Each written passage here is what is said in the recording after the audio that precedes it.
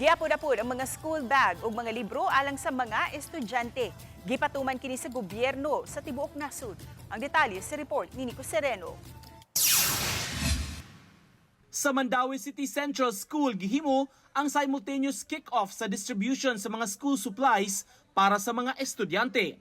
Ang mga gipanghatagan, mga kindergarten hangtod sa grade 3 students.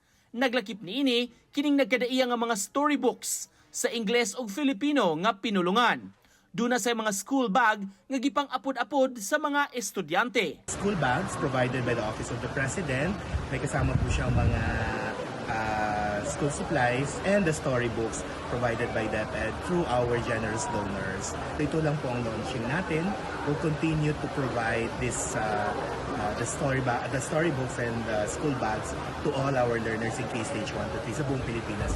Gipangunayan ang distribution sa bags ug books sa mga opisyales sa DepEd Central Office. Mihimusab ang mga education officials ug pag-inspeksyon ug pag-obserbar sa pipila ka mga klasihan.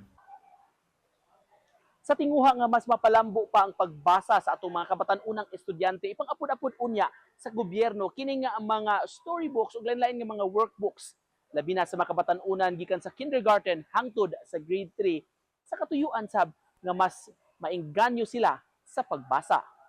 Kasi nakikita naman natin literacy mababa, so hindi na yung mga bata hindi na gusto magbasa, hindi na iintindihan ang binabasa. So we want them to love reading, so we provided them storybooks na sa tingin namin matutuwa sila na talagang ito yung bagay na mag-eengganyo sa kanila to love reading. So yung storybooks ay piling-pili po talaga yan for their levels, angkop sa kanilang level at angkop sa kanilang interest. Pundasyon yun ng ating learning, and so kailangan talaga simula pagkabata, kahit hindi pa nga pumapasok sa eskwelahan, siguro kailangan tinuturuan ng magbasa ng mga bata. Kung foundational yun at kung tayo ay magtatagumpay sa future at kung gusto talaga natin na mas handa yung mga workers natin para sa kinabukasan, yung pagbabasa, kailangan talaga. Samtang gipasalig sa DepEd ang dugang mga construction nga mahitabo sa mga eskwelahan, labi na sa mga school buildings.